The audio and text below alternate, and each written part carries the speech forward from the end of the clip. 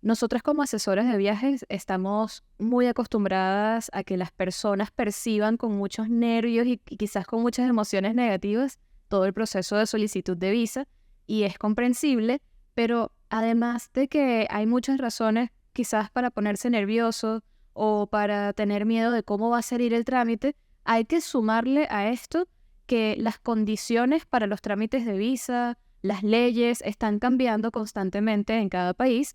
Entonces no es solamente prepararse uno para cómo va a tramitar la visa, sino que tienes que estar siempre informado de cuáles son actualmente las condiciones, los requisitos que te permiten las visas para hacer todo el proceso en orden. Así que hoy tenemos un episodio en el que queremos ponerles al día con algunas de esas actualizaciones que han venido recientemente en temas de visa en diferentes países, pero por supuesto enfocándonos en los países con los que más trabajamos. Sabemos que estas modificaciones y estas actualizaciones pueden afectar tu solicitud de visa y por eso es tan importante mantenerse informado. Así que, pues si estás pasando o vas a pasar por un trámite de visa, entonces quédate escuchando el episodio completo. Hola, yo soy Oriana Trejo de Viaja y Aprende. Y yo soy Victoria Jansen de Jansen Au Pair.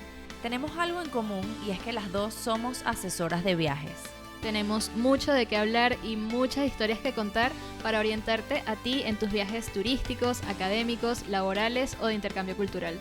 Esto es Pasaporte Cosmopolita.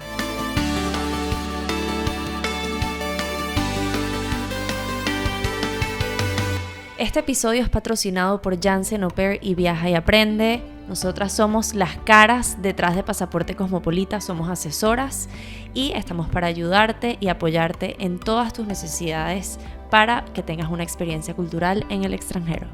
Viaja y Aprende y Jansen Au Pair son dos agencias que te pueden ayudar a llevar a cabo tus planes de vivir una experiencia en el extranjero.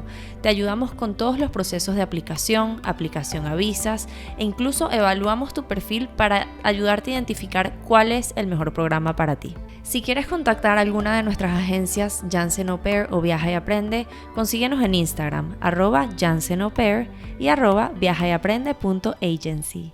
Bueno, uno de los cambios que recientemente he visto que se han implementado es la visa para Malta.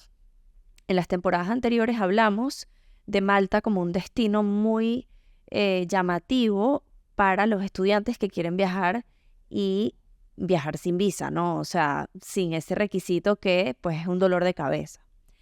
Y no quiero que se estresen demasiado porque todavía tienes la posibilidad de viajar a Malta sin visa, siempre y cuando tu programa sea menor de 12 semanas. Es decir, si vas a hacer un programa de 3 meses o menos, puedes igual viajar sin visa y puedes hacer un programa académico en un curso de idiomas sin visa en Malta, ¿ok?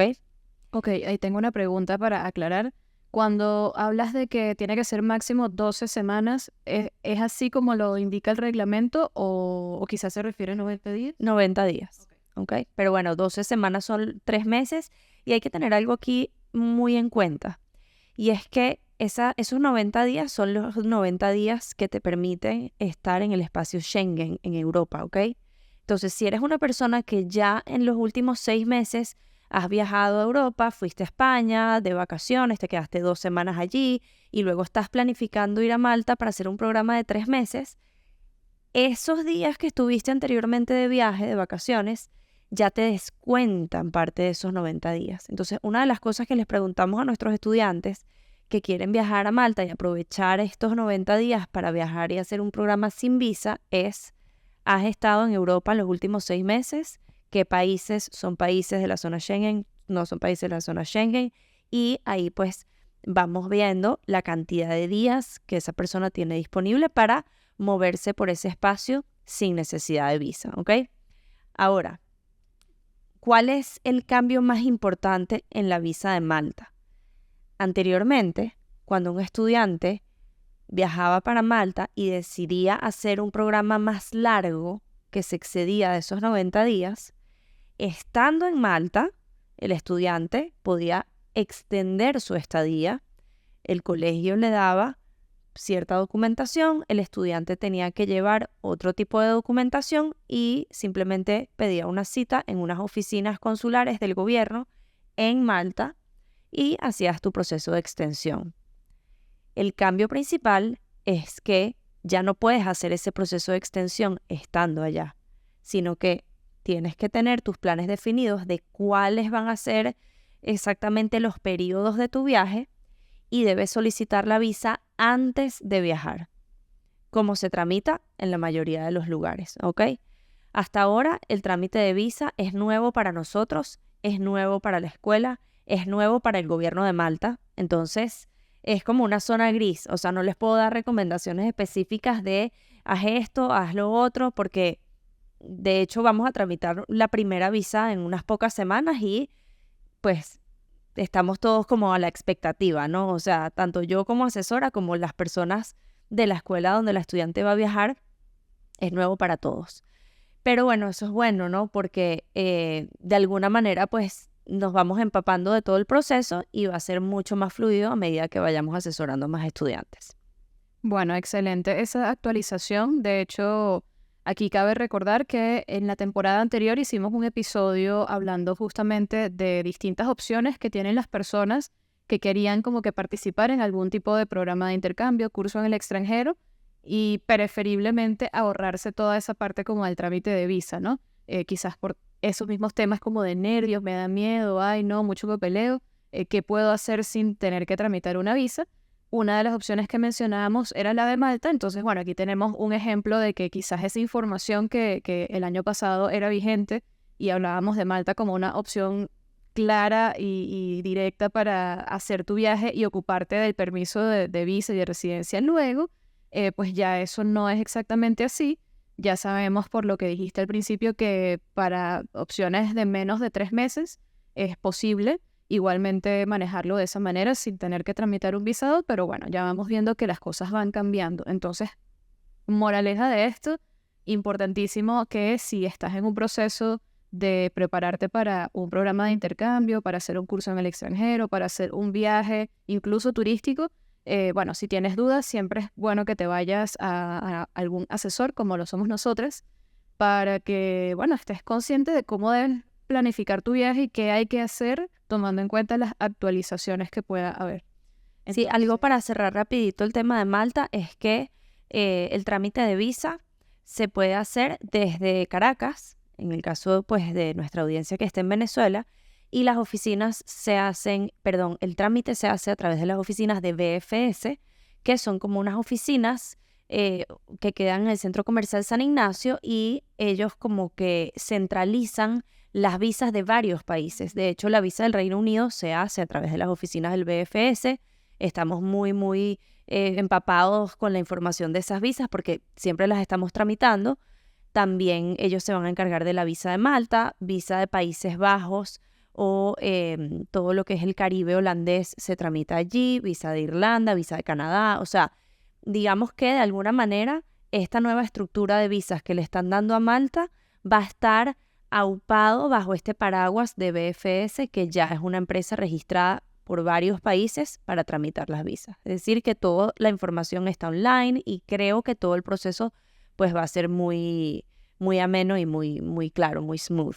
Sí, ese es un buen punto porque, bueno, esta empresa precisamente le presta este servicio a esos países que no tienen quizás esa presencia de embajada y de consulado en el país. Entonces, bueno, creo que es importante saber que existen estas oficinas porque alguien quizás al ver que no hay un consulado pudiese pensar, ay no, ya tengo que tramitar esta visa en otro país. Pero realmente sí existen pues opciones, no en todos los casos. Por supuesto, caso de Estados Unidos sigue siendo necesario buscar un tercer país, una embajada en un tercer país. Ahora, en los países que están en tu radar con los que más trabajas los programas au pair, ¿qué has sabido sobre novedades de visas?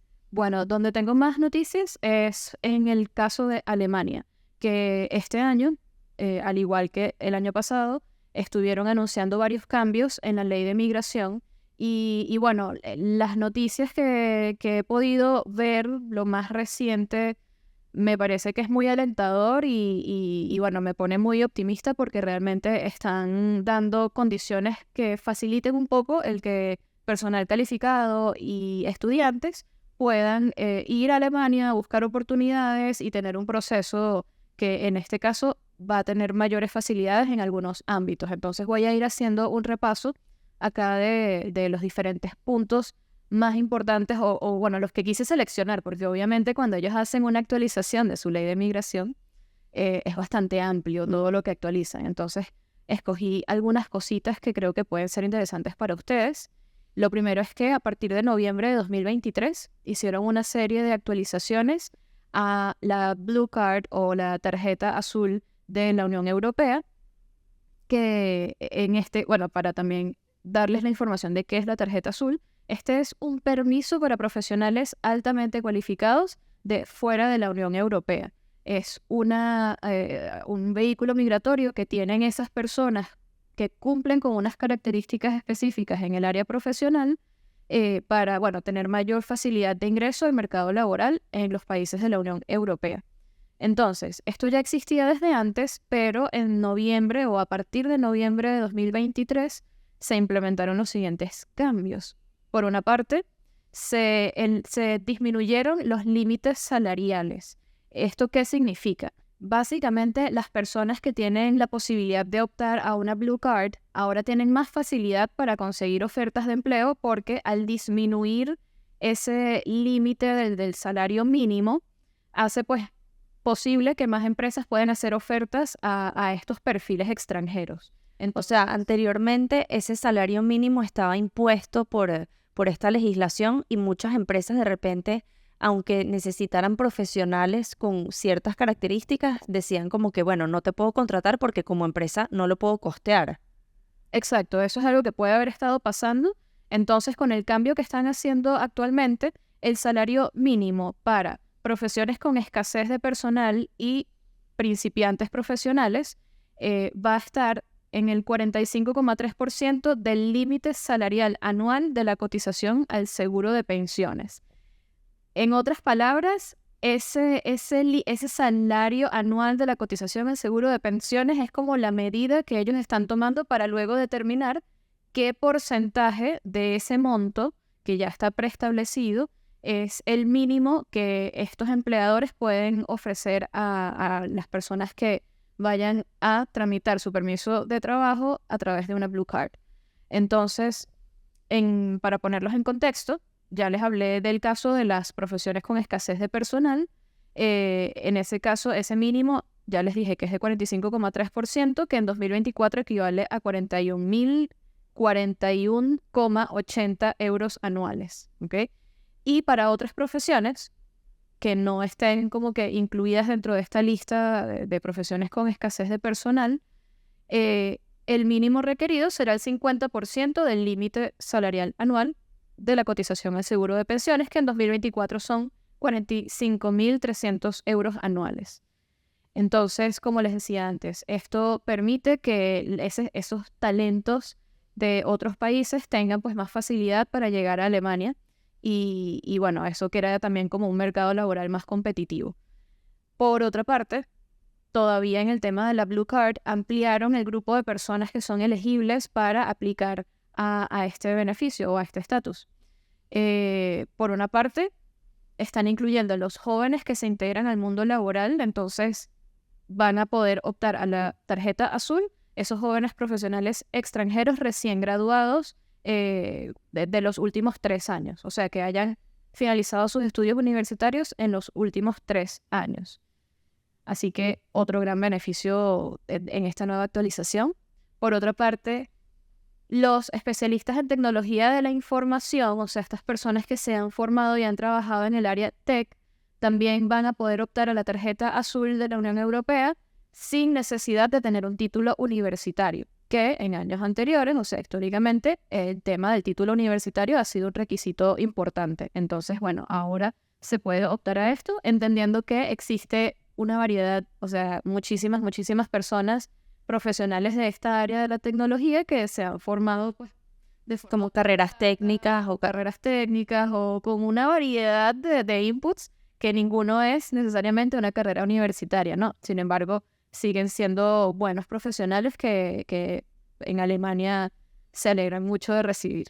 Entonces, y bueno, ya para ir terminando con el punto de la tarjeta azul, también se amplió significativamente la lista de profesiones consideradas con escasez de personal, ¿no? Entonces, algunas nuevas profesiones que están incluidas allí, por si alguno de ustedes justamente escucha su profesión, pues ahora sabes que puedes aplicar a la tarjeta azul. Ejecutivos en producción, minería, construcción y logística, ejecutivos en tecnologías de información y comunicación, ejecutivos en servicios especiales, cuidado infantil, salud, veterinarios, odontólogos, farmacéuticos, profesionales en obstetricia, enfermería, docencia y educación. Así que, bueno, Súper amplio. súper amplio. Me parece un buen punto a ponerle el ojo si estás buscando precisamente como profesional cuál pudiese ser una vía para hacerte camino en Alemania. Bueno, una última cosita que me faltó con el tema de la Blue Card o la tarjeta azul de la Unión Europea es que si tienes una Blue Card de otro país de la misma Unión Europea, también en esta nueva ley de migración alemana actualizaron un poco las facilidades que tienen estas personas para moverse hacia Alemania. Entonces, si tienes más de 12 meses ya viviendo en otro de estos países con tu tarjeta azul, tienes la posibilidad de pasar hasta 90 días en Alemania, en donde incluso puedes llevar a cabo actividades remuneradas sin necesidad de tramitar un permiso ni de residencia ni de trabajo. Esto es hasta 90 días. Y bueno, otra facilidad que incluyeron acá es que si tú tienes la tarjeta azul y estás residenciado con tu familia en otro de estos países miembros de la Unión Europea, puedes llevarte a tus familiares a Alemania con bastantes facilidades en ese proceso, sin tener que, o sea, pudiendo obtener el permiso de residencia sin tener que demostrar una serie de cosas porque, bueno, ya tienes la tarjeta azul. Ahora, Vic, todo este punto de la tarjeta azul es especialmente para profesionales de las carreras ya mencionadas e incluso para personas que tengan carreras técnicas. Pero para estudiantes, ¿hay algún cambio en esa ley migratoria? Sí, hay cambios muy interesantes para estudiantes. Lo primero es que cuando uno está como estudiante, con una visa de estudiante en Alemania, hay limitaciones en cuanto a la cantidad de jornadas o la cantidad de horas semanales que puedes trabajar. Entonces, una de las actualizaciones que hicieron es que ampliaron o aumentaron esta cantidad de horas límite o de días límite que puedes trabajar. Antes podías trabajar hasta 120 jornadas completas o 240 media jornada y ahora puedes trabajar hasta 140 jornadas completas al año o 280 medias jornadas también al año o hasta 20 horas semanales, que es otra forma también de medirlo. Entonces, bueno, esto ayuda muchísimo al estudiante porque le permite tener un poco más de ingresos, un poco más de estabilidad para costearse a su vez pues todos los gastos de vivir en Alemania y bueno, también contribuir a esa cuenta con la que va a garantizar los gastos del resto de su estadía. 20 horas semanales sería más o menos lo que conocemos en el resto de los países como un trabajo medio tiempo, ¿no? O sea, 40 horas es un trabajo full time y 20 horas serían exactamente, o sea, la media jornada como tal. Claro, exacto. Antes tenían menos horas para trabajar. Sí, o sea, antes, por la forma en que está esto distribuido al año, realmente lo que podían conseguir eran trabajos que eran un poco menos de medio tiempo. Okay. Entonces, esto pues permite con más facilidad buscar horarios que sean así como exactamente a medio tiempo. Por supuesto, entendiendo que si estás con estatus de estudiante, tampoco puedes llegar a trabajar una jornada completa todo el año porque... Bueno, claro, se entiende que estás estudiando, por supuesto. Entonces, bueno, esa fue una de las mejoras que hicieron. O sea, yo lo considero unas mejoras. Realmente, si nos vamos a lo literal, fue simplemente un cambio. Bueno, por otro lado, también es posible ahora, con la visa de búsqueda de vacante de estudios, trabajar hasta 20 horas semanales. Esta es otra visa que puedes tramitar cuando tu intención de llegar a Alemania es buscar oportunidades de estudio. En muchos casos, lo más recomendable es tramitar esto cuando ya tienes algo avanzado, o sea, ya quizás tienes como una carta como de preaceptación. Esto no existe, ¿no? Pero para que me entiendan la idea. Sí, esa visa la mencionamos en la temporada pasada también, cuando hablamos del sistema educativo alemán, de esa visa de vacante de estudio que te permite irte a Alemania aunque aún no tengas la carta de aceptación de tu universidad. Exacto. Entonces, me imagino que en esos meses que estás como en el limbo, que no has empezado a estudiar porque estás esperando la respuesta, tienes esa visa como temporal y con esa visa ya puedes empezar a trabajar. Exactamente, exactamente. O sea, antes era simplemente para irse a terminar de hacer los trámites necesarios para poder comenzar tus estudios. Ahora, con la nueva actualización, puedes trabajar hasta 20 horas semanales, o sea, medio tiempo, mientras haces todos estos trámites. Buenísimo. Y lo otro que cambiaron con respecto a esa visa es que la edad límite para poder solicitarla se elevó de 25 años a 35 años. Entonces, bueno, antes estaba quizás como un poco más limitado a personas muy jóvenes que probablemente iban con esa intención de estudiar un pregrado, o bueno, que quizás ya habían terminado su pregrado e iban a hacer algún posgrado, pero en este momento pues hay un poco más de amplitud allí también y está la oportunidad para personas de hasta 35 años. Entonces, estos son los anuncios que a mí me parecieron más importantes para los estudiantes. Igual regreso un poco a estos anuncios relevantes para los profesionales, porque a partir de marzo 2024 también entró en efecto otra serie de cambios, comenzando por la ampliación del tiempo de estadía para la homologación de cualificaciones. A ver, una persona que se va a Alemania para ciertas carreras que necesitan de una homologación, pues tramita un tipo de visa que le permite pues trabajar de forma más limitada mientras termina de hacer los trámites también para ya homologarse. Entonces, bueno, uno de los cambios que hicieron es que si bien antes era hasta 18 meses que podías estar en ese estatus, ahora es hasta 24 meses, o sea, 2 años que puedes estar haciendo estos trámites de homologación. Y bueno, en caso de que al final de estos 2 años tengas como que avanzado ya un contrato para luego pasar a un estatus de visa de trabajo, puede ser prorrogable hasta 3 años. O sea, puedes pasar hasta 3 años con esa visa para hacer tu homologación de cualificaciones. Y bueno, eso da como más tranquilidad. Pero también es importante allí mencionar que se flexibilizó un poco más el trabajo que ellos pueden hacer mientras están homologando sus cualificaciones. Eso te iba a preguntar, o sea, esa visa de homologación te permite, o sea, visa que te permite esperar la homologación, te permite quedarte de manera legal, pero puedes trabajar. Puedes trabajar. Antes podías trabajar hasta 10 horas semanales, ahora puedes trabajar hasta 20 horas semanales. Perfecto. Entonces, bueno, ya ahí vas ganando más experiencia laboral, vas teniendo un ingreso mayor que, pues, de 10 horas a 20 horas posiblemente se duplique y eso es muy importante. Lo otro también con respecto a las homologaciones es que se implementaron nuevas vías de acceso para la homologación. O sea, además de tramitar esta visa de la que ya hablamos, tenemos por un lado la cooperación para la homologación, que te permite trabajar y completar tu homologación en Alemania si ya tienes un contrato de trabajo y por lo menos conocimientos de alemán en nivel A2. Entonces, antes tenías que iniciar una serie de procesos en tu país de origen. Bueno, antes no, porque la otra visa de la que estábamos hablando en este punto anterior se mantiene. Entonces, para hacer el proceso con esa visa, debes iniciar tus procesos de homologación con unos procesos previos en tu país de origen. Con la cooperación para la homologación, puedes hacer tu proceso en Alemania. O sea, más fácil ese proceso las puedes hacer directamente en el país de destino. Y lo otro que también implementaron, otra vía para mayor facilidad en la homologación, es el análisis de la cualificación. Esto te permite una estadía de hasta 6 meses para realizar un análisis de equivalencia de cualificaciones extranjeras. Y esto es muy interesante para personas que quizá no tienen un título como que tan tradicional o de una universidad reconocida internacionalmente, sino que, bueno, hace falta estudiar un poco más a profundidad qué títulos tiene, qué certificados, qué experiencia laboral tiene la persona para entonces poder hacer esa equivalencia, ¿no? Así que, bueno, esto también me pareció súper, súper interesante.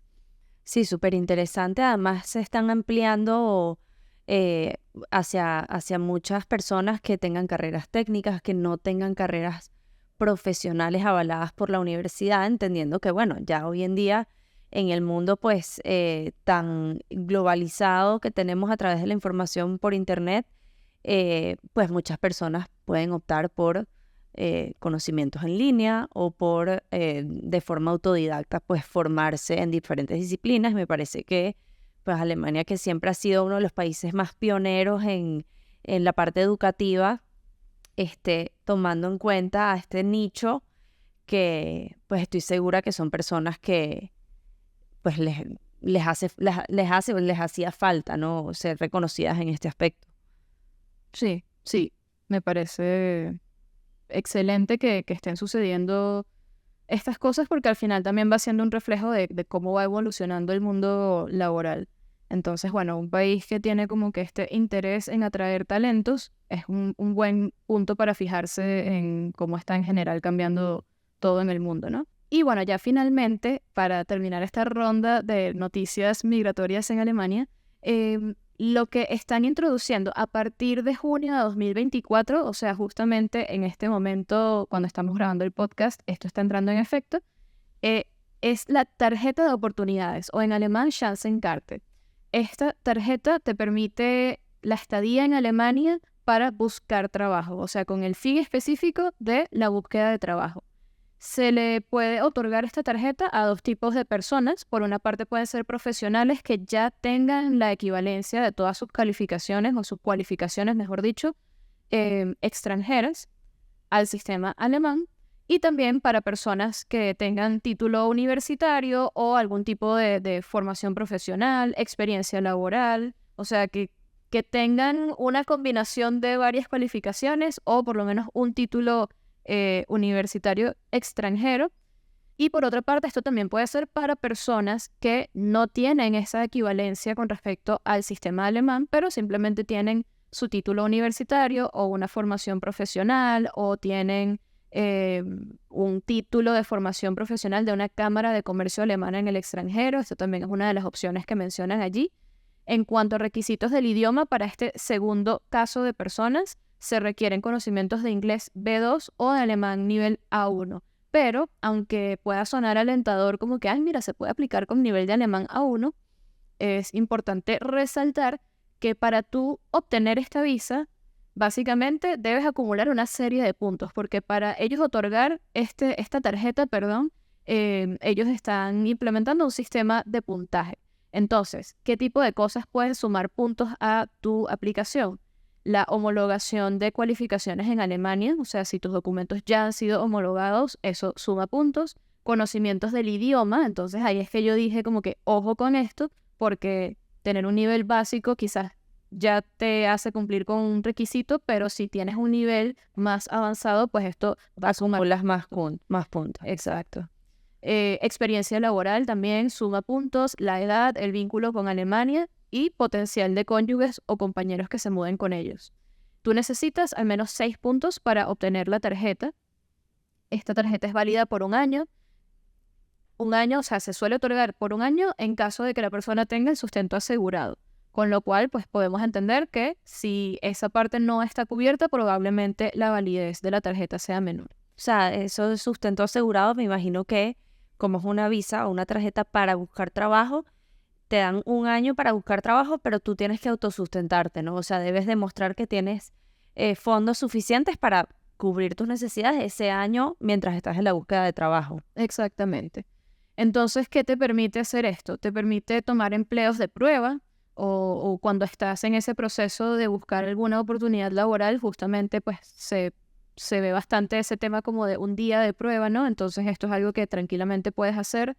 O puedes hacer actividades económicas secundarias hasta 20 horas semanales. De nuevo, como el objetivo de este estatus es estar en búsqueda de trabajo, pues no te vas a ocupar al 100% a menos que hayas conseguido una oferta laboral de tiempo completo, en cuyo caso harías un cambio de estatus.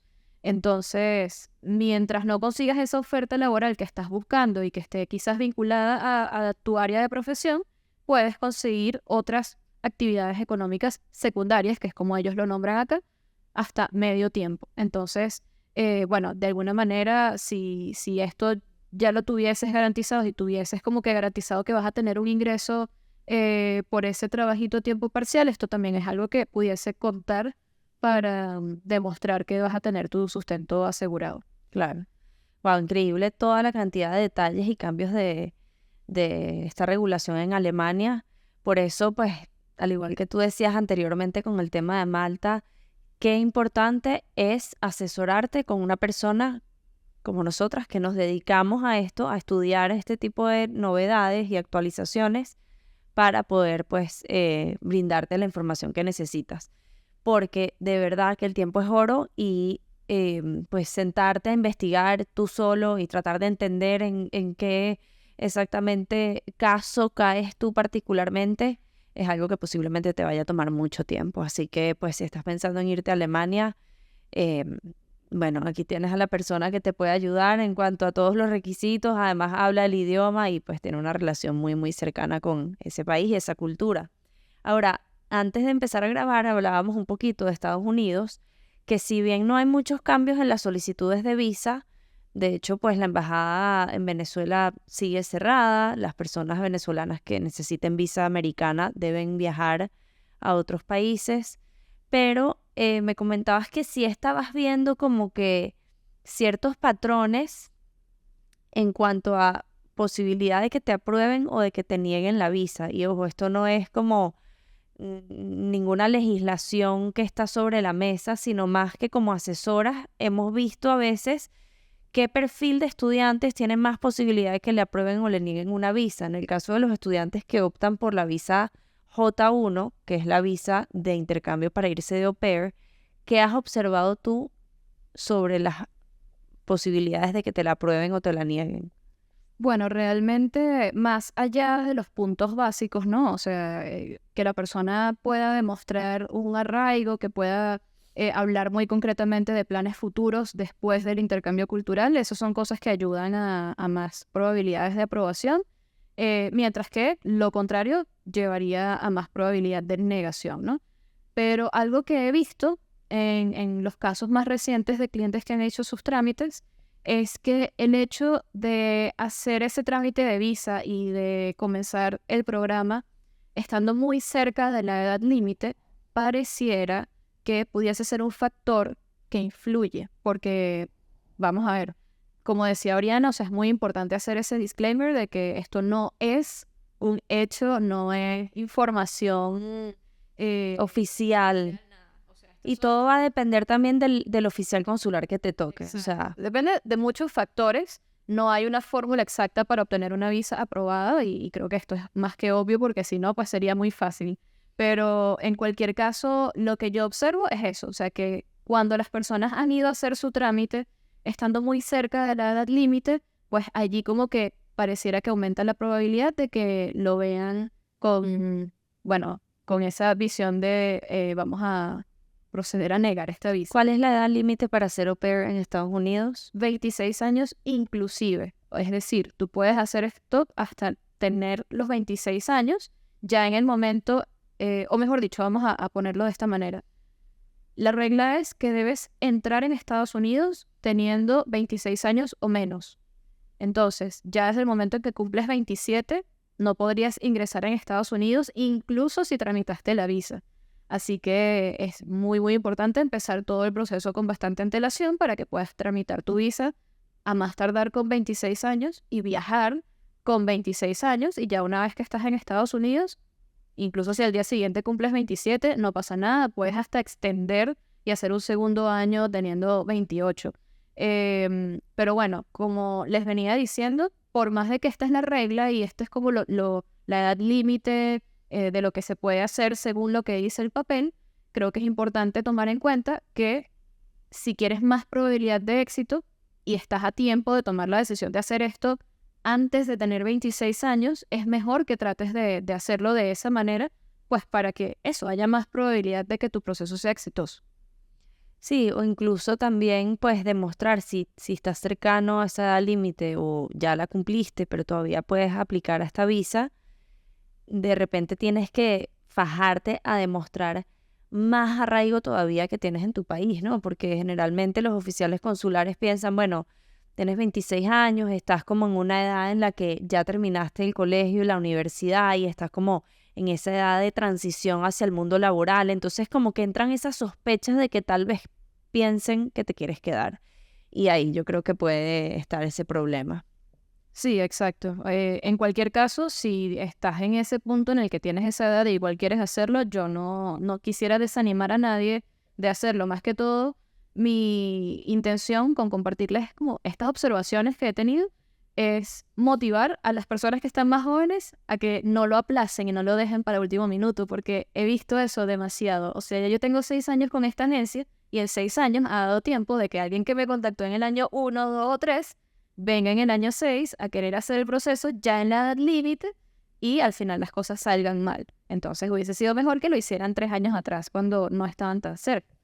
Pero en todo caso, si, como dices tú, o sea, si estás más cerca de la edad, busca compensar con otras cosas. Si tú estás pensando a futuro, luego de que termines tu año PER, estudiar otra carrera, hacer un posgrado, una maestría, convendría que te inscribas de una vez, o sea, que hagas que ese plan sea concreto para que lo puedas demostrar. O sea, yo tengo planes, mis planes son hacer esto y aquí está el papel que lo demuestra.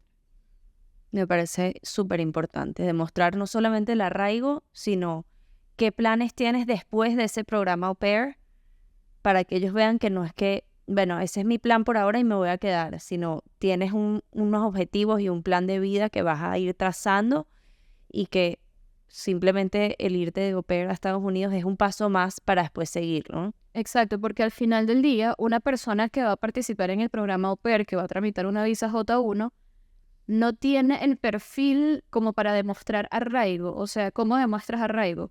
Tienes un trabajo, y eso está chéverísimo si tú vas a tramitar una visa de turista, porque mira, yo tengo ya mi trabajo, tengo un contrato a largo plazo, o sea, yo tengo que regresar al país porque tengo mi compromiso con mi trabajo. Por ejemplo, ¿no? Pero si tú te estás yendo de au pair, es difícil que tú puedas mantener un trabajo mientras estás, claro.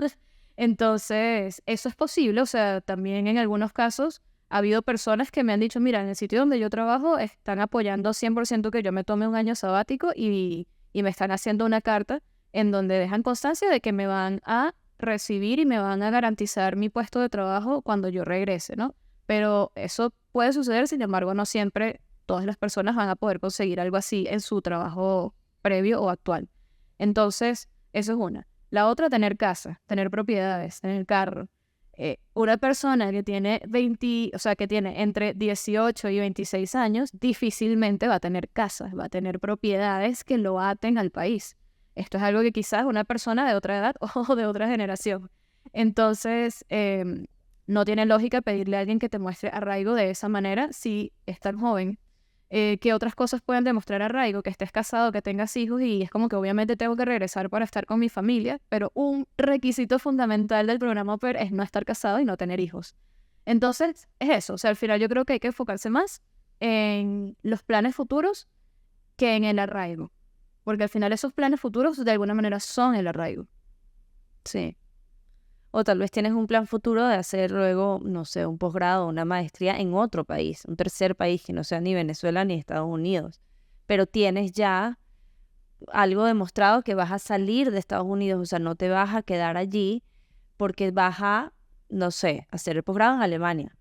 O vas a optar por esta visa de homologación, cualquier cosa. O sea, puede ser un tercer país, no necesariamente regresar a tu país, sino que ellos tengan la certeza de que no te vas a quedar allí, sino que vas a salir en los tiempos que te corresponden. Eso es lo que le interesa a ellos, o sea, que no te quedes en su país.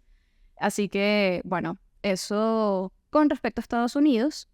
Ahora, brincamos el charco y te pregunto, Oriana, ¿qué noticias tienes de las visas en el Reino Unido? ¿Qué has visto y qué has tenido por allí interesante en tus experiencias? Bueno, regulatoriamente nada ha cambiado con las visas del Reino Unido, ¿ok? Los requisitos se mantienen igual.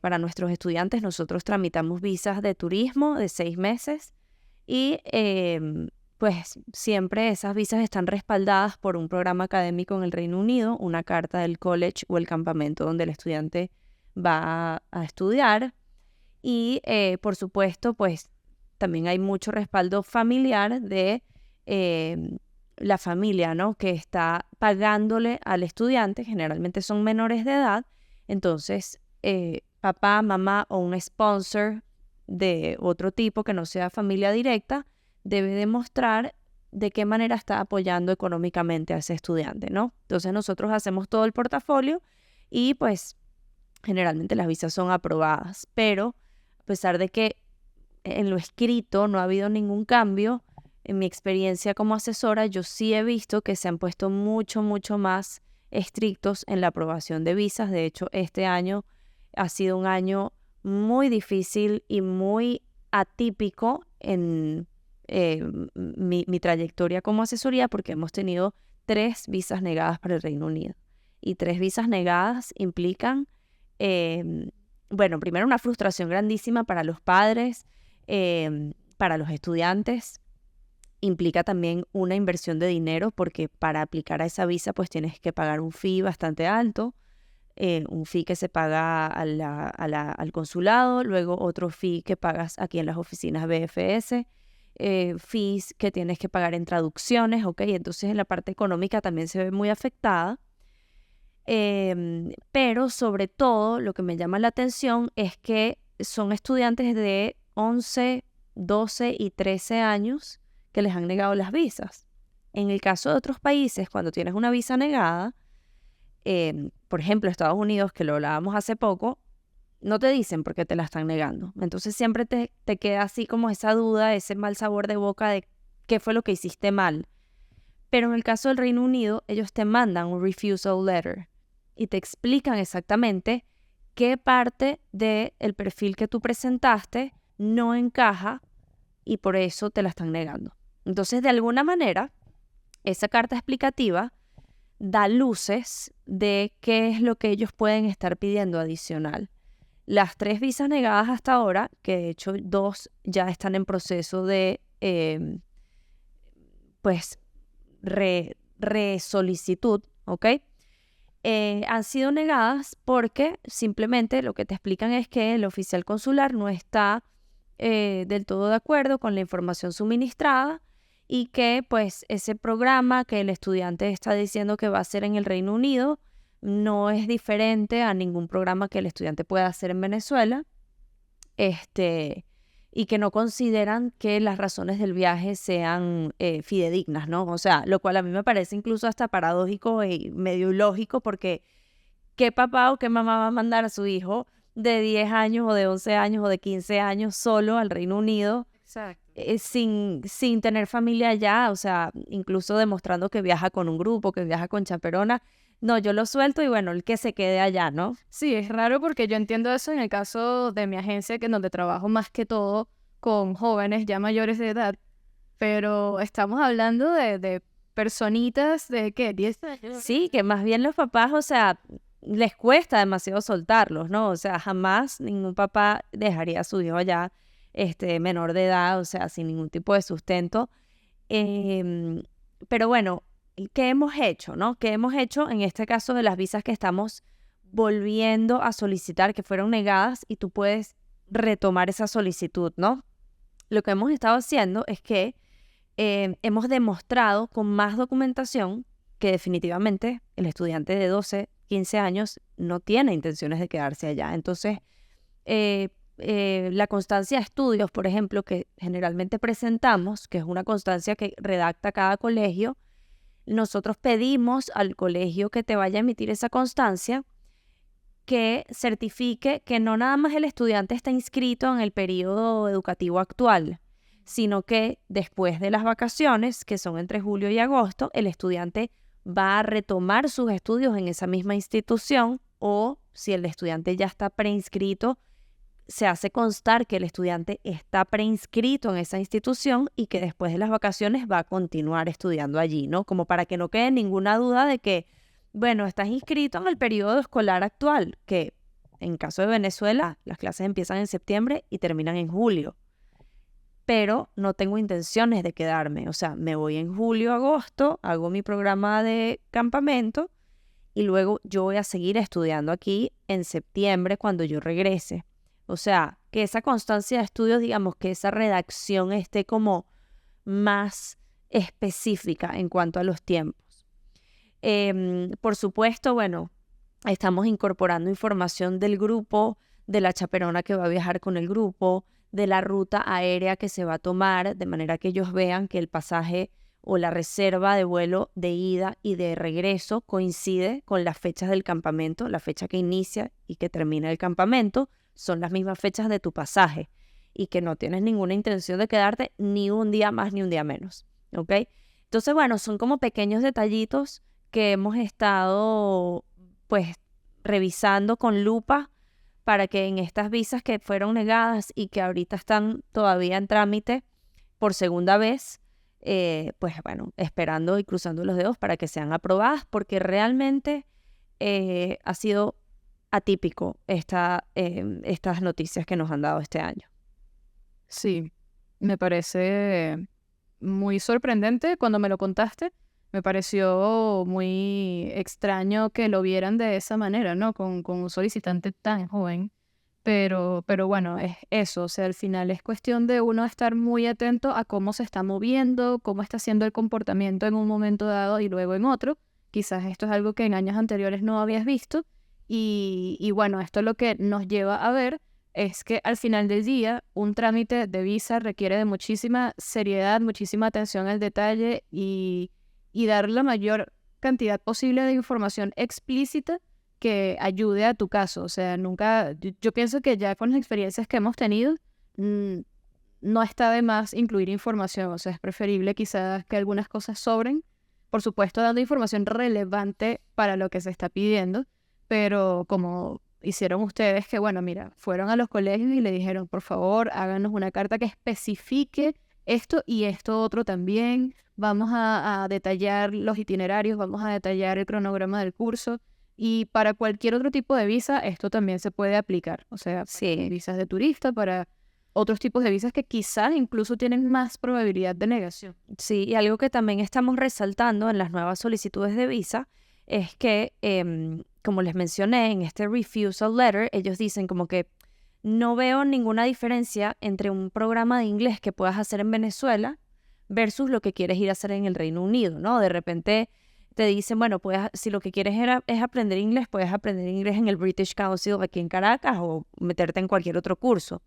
Y en esas solicitudes de visa estamos justamente resaltando el valor agregado que tiene el viajar, el tener la experiencia cultural, el permitir ese intercambio cultural entre la cultura británica y la cultura venezolana, porque más allá de aprender inglés o de perfeccionar el inglés en ese campamento, estás trayéndote muchas más cosas, ¿no? Lo hemos hablado en todas las temporadas de este podcast, en muchísimas entrevistas que hemos tenido con invitados de la importancia de tener esa experiencia internacional para los estudiantes, para los adolescentes. Entonces, pues en la parte de qué vas a hacer en el Reino Unido y por qué estás aplicando esta visa, nos esmeramos en recalcar en esa redacción y en esos campos donde tú escribes tus respuestas, recalcar realmente ese valor agregado, porque es mucho más que aprender inglés, ¿no? Sí, es totalmente distinto. O sea,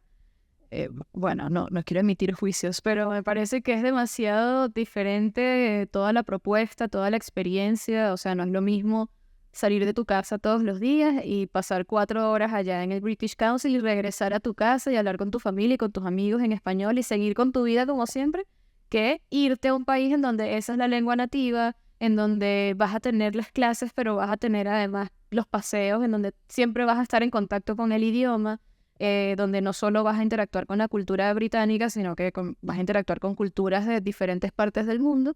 O sea, es una experiencia totalmente distinta. Y bueno, de nuevo, o sea, quizás vale la pena esmerarse en describir por qué esta es una experiencia distinta. O sea, tiene que quedar muy claro por qué yo merezco que me aprueben esta visa, por qué es importante que yo participe en este programa. Y esto, otra vez, lo podemos aplicar a cualquier tipo de solicitud de visa para cualquier programa.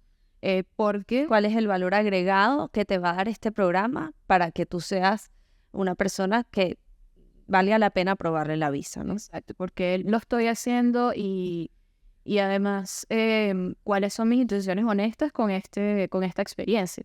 Sí, entonces, bueno, yo creo que más allá de pasar como que ese mal rato de recibir la negación, es bueno, o sea, una vez que te llega la noticia, bueno, decidir, voy a volver a aplicar y voy a esmerarme más en poner más detalles, en poner más documentación, o simplemente, bueno, tengo la opción de dejarlo hasta aquí. Si ya había pagado algo al campamento, pues pido que me lo reembolsen.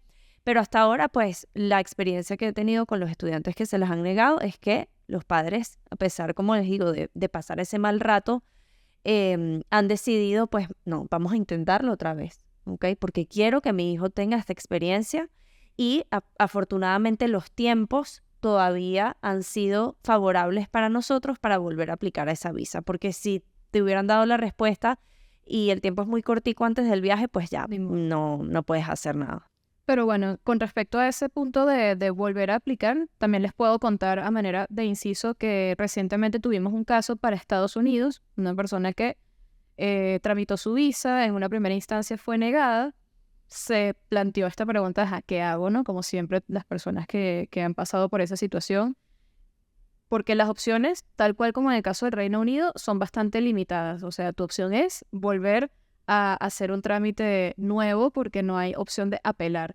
Entonces, bueno, después de mucho considerarlo, ella decidió reaplicar. Yo siempre les digo cuando me preguntan qué hago, porque siempre van a buscar que alguien más les diga qué hacer, como que es un momento de mucha confusión y uno ahí siempre busca como que, por favor, alguien más que maneje.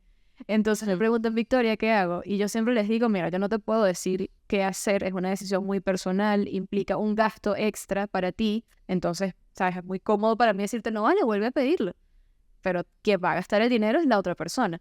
Entonces, ¿yo qué les digo? Mira, evalúa qué pesa más entre lo que te cuesta reaplicar y cómo te vas a sentir tú con la idea de lo volví a intentar, no lo volví a intentar, o sea... ¿O qué hubiera pasado si lo hubiera intentado otra vez y te quedas como con esa espinita? Sí, hay personas que quizás prefieren quedarse con él. Mira, lo dejo así, pero no pierdo más dinero porque después me expongo a que me vuelva a salir negada y, ay, Dios mío, y perdí más todavía. Quizás eso puede ser un escenario, entonces, bueno, si... Es una decisión personal, o sea, al final no hay respuestas positivas ni negativas si lo intentas o si no lo intentas, no está bien o mal que lo vuelvas a intentar o no. Exacto. Pero bueno, al final, ¿cómo te vas a sentir tú con eso? Esta cliente al final sí decidió hacerlo y le salió aprobada. Entonces, bueno, un poco también como de aliento para que sepan que sí es posible. A lo mejor no todas las solicitudes que se niegan en una primera instancia y se vuelven a solicitar salen aprobadas en la segunda. Por supuesto, no hay datos precisos, no hay fórmulas, no hay nada de esto. Pero sí es posible que te salga aprobada en esa segunda solicitud. Claro, y es importante que la segunda vez, pues, incorpores más cosas, o sea, le metas esteroides a esa solicitud, porque si metes exactamente la misma solicitud con los mismos requisitos, bueno, posiblemente la vayan a negar otra vez, ¿no? O sea, voy a intentarlo por segunda vez y me voy a esmerar en meter más cosas, que es lo que también estamos haciendo con los estudiantes de Reino Unido. Sí, y en este caso incluso hablamos de, mira, cuando tengas tu entrevista, trata de hablar, de dar información, a que no te pregunten ciertas cosas, busca oportunidades donde tú puedes decir, respondes lo que te están preguntando y conectas y añades una idea que tú pienses que ayude a mejorar la imagen que esa persona se está haciendo de ti, ¿no? Y cómo está evaluándote en ese momento. De hecho, esta chica, en su primera entrevista, el tiempo fue súper corto, le preguntaron 2 cositas, ella no habló casi y nada, negada, siguiente.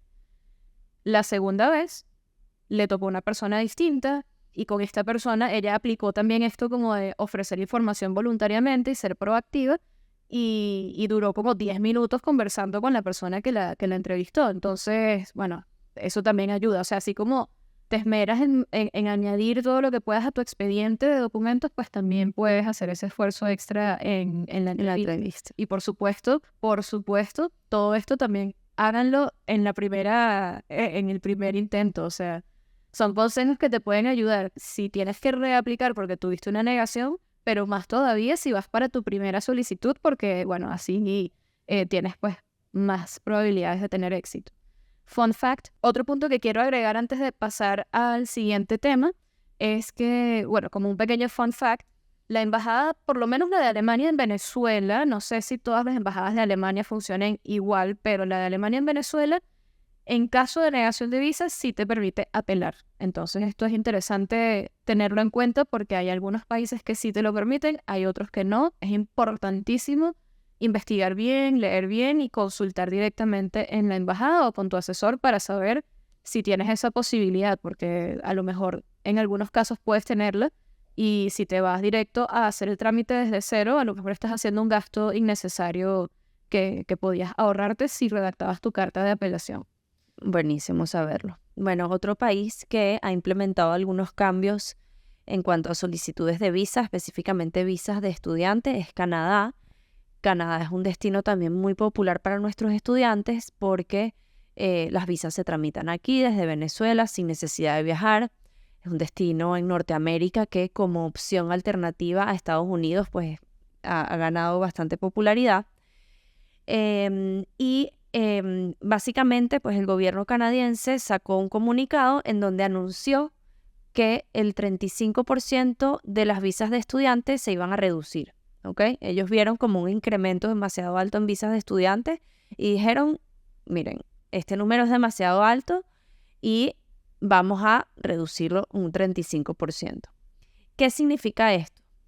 Que para tú poder optar a una visa canadiense o para poder aplicar a una visa canadiense, más allá de tener una visa canadiense de estudiante, ojo, ¿ok? Más allá de tener una carta de certificación del college o la universidad o incluso la escuela de idiomas donde vayas a estudiar, porque si te vas como estudiante de idiomas, también puedes optar a visa de estudiante, debes tener una carta redactada por la provincia donde vas a estudiar, ¿ok?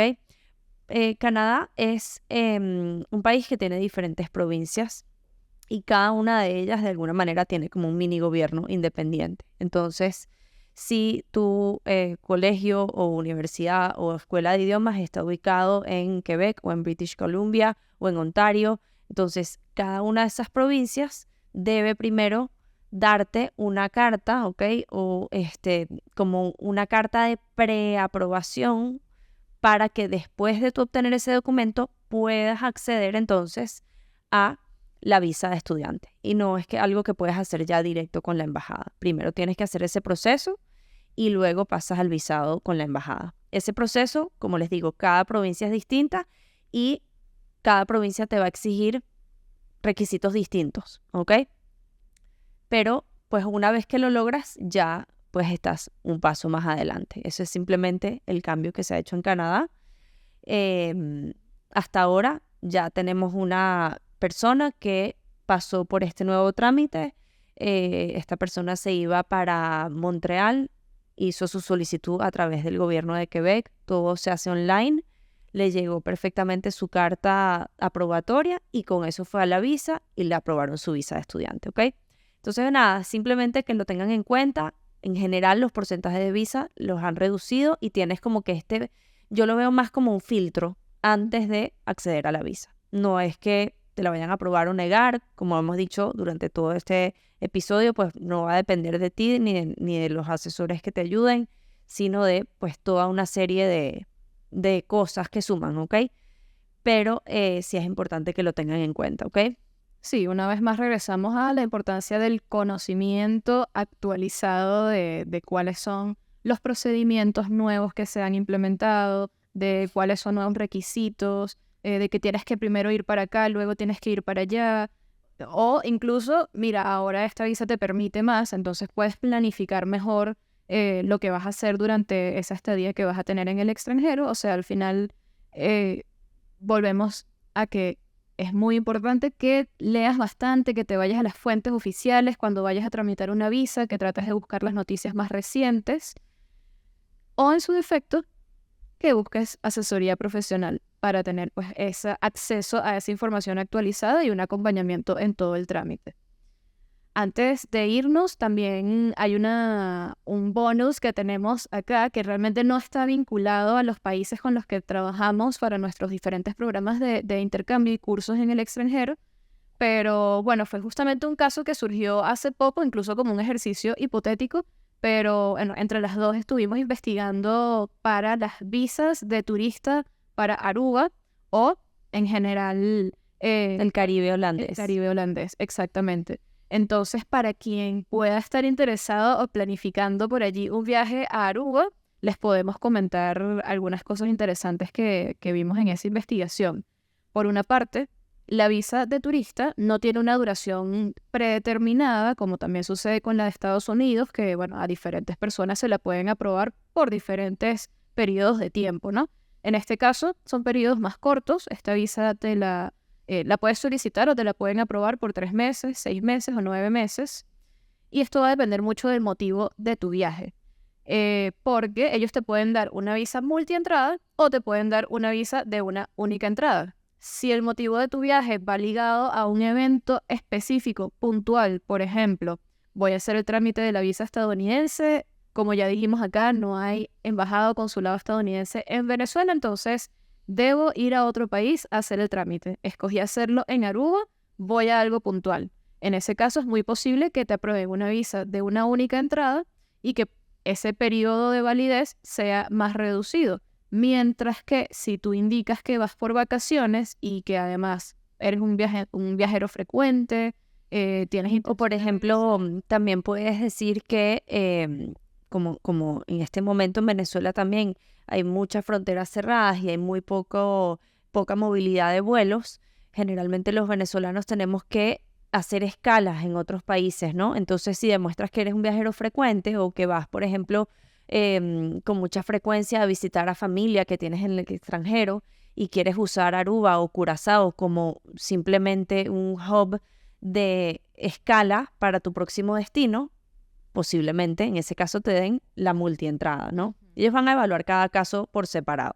Exactamente. Entonces, bueno, eso les puede ser útil en caso de que estén planificando un próximo viaje.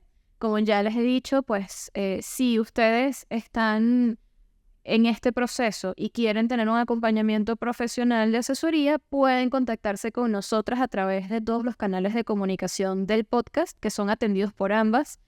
En este caso, estarías teniendo acceso a 2 agencias distintas. Tenemos como que diferentes áreas de especialización y también trabajamos muy bien en conjunto, así que podemos ayudarte y asesorarte para tu próximo trámite de visa.